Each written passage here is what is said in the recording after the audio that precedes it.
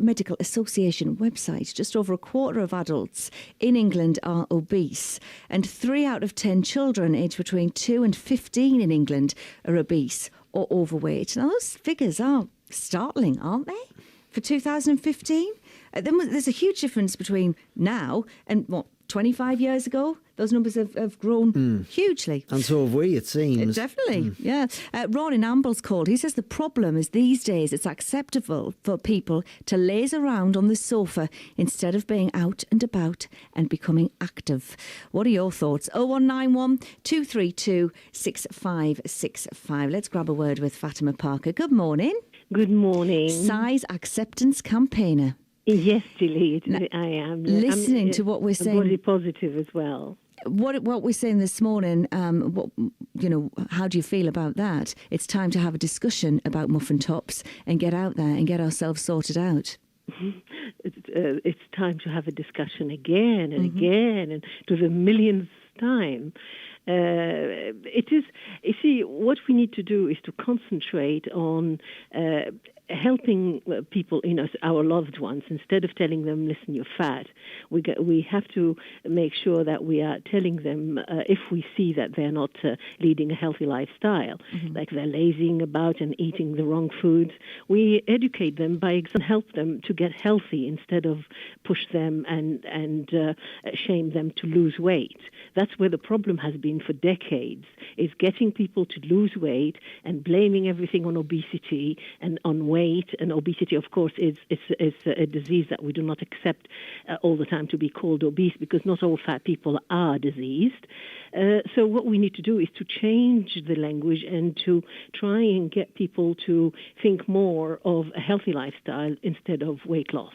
So what would you say instead, if we've got somebody who has, they weigh, 20 stones. Right. They're 5 foot 4 inches tall. This person, this lady is having difficulty running up the stairs because she's out of puff, because she's carrying a lot of extra weight. How would you encourage somebody without saying, we need to get rid of these pounds? What would you do? You have to, first of all, try and investigate. Does she have an underlying condition that is making her that weight? Because we blame everything. I mean, we have it ingrained in our psyche all over the world. It's global, that if you see somebody who is fat or obese or overweight, you assume that they have gotten there by overeating. There are so many conditions that get people to, weight, an extra, a very large amount of weight as a symptom to a disease, like underweight is a symptom to cancer. In major cases as well. So what we need to do, instead of shaming that person, let's investigate psychologically, physically, look at her health, and so on, instead of shaming and insulting. Yes. So if the British Medical Association, their website says this, by 2050, it's estimated that half of the population in England will be obese. So, by your reckoning, half of the population will have other issues going on, which makes them obese. There is a lot in the air and the pollution, the food we eat, our lifestyle that is leading to us having so many other diseases, not only putting on weight. So we need to look at that instead of just picking up a segment of society that looks vulnerable already and that have been suffering for decades and still punish and push them. As far as the professions like the security, professions like the police, we shouldn't just pick on the fatties. You can probably have thin police officers who are not healthy. So it's a fitness test, isn't it, that they're discussing? If you don't pass the fitness test, whether you're fat or thin, yes. That needs to be sorted out. If a thin officer doesn't pass, they're not going to insult him. But the fat one, they say, you're waddling and you're wobbling. And so it's the language. If both of them, if they can't do the job, they can't do the job. But the language can sometimes help It does not. It doesn't. How is he going to talk to a thin officer who can't... scrawny, you're too scrawny, you're a bit thin, you need to get some meat on the bones. It goes both ways, doesn't it? Yeah, but it is insulting and it's hurtful. We need... You can't do the job, you're not fit, you need to shape up. You need to exercise, and you need to look after your health, and this is a job that has, the nation's life, that you have to save people. You've got to be up to do the job, thin Fatima, or fat. Can I just read you a tweet that's just come in? This one's from Sean. He says, there's a medium to be found. Not sure shaming is the right word, but there are too many excuses for obesity being generally accepted as valid.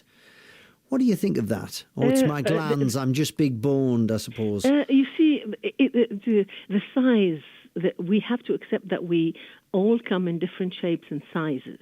We're not. You see that we've been blamed as well, as I say, for many years. That every time we just say we are fat and happy or we're fat and healthy, they say, oh no, you can't be fat and healthy and you can't be fat and happy, and you're finding excuses. You say it's my glands, and you say it's my hormones and my metabolism. So you see, we are already attacked all the time. And the only thing that will be acceptable is if we go there and say, yes, I'm a good fatty and I'm going to lose weight, and you are apologetic all the time, and you tell them, no, I hate the way I am and I want to change. What's happened then in the last, say, 25 years? If you think of a classroom, a primary school classroom, I'm thinking, for even 30 years when I was at school, there was one family in my estate where I lived, and the kids were overweight and the mum and dad was overweight. Yes, that was hereditary. Yes, I've noticed that. Yes. But nowadays we're looking at 3 out of 10 children aged 2 to 15 overweight or obese. So what would you suggest is changing if it's not too much overeating? It is catastrophic. As I said, we need to look at it seriously and stop bashing fat people and blaming the victim. There are a lot of things at work. Let's not just, we can advise people. It's good there were initiatives that I've noticed, the ads for the getting people, just saying, I wobble, but I can do it, and I can run. Having people of all shapes and sizes exercise, and we show it to the nation. You shouldn't be ashamed to go dancing like Sean. You see how the world reacted to him. We need to show people that we come in different shapes and sizes, and we must all look after our health.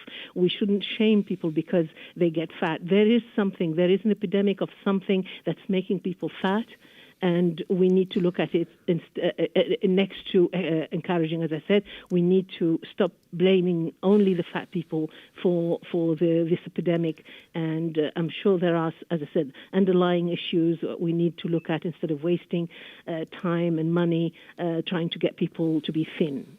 Thank you very much. And Helen likes what Fatima's just been saying. What do you think of it? Fatima Parker, their size acceptance campaign hates the phrase overweight. Do you think it's ever useful to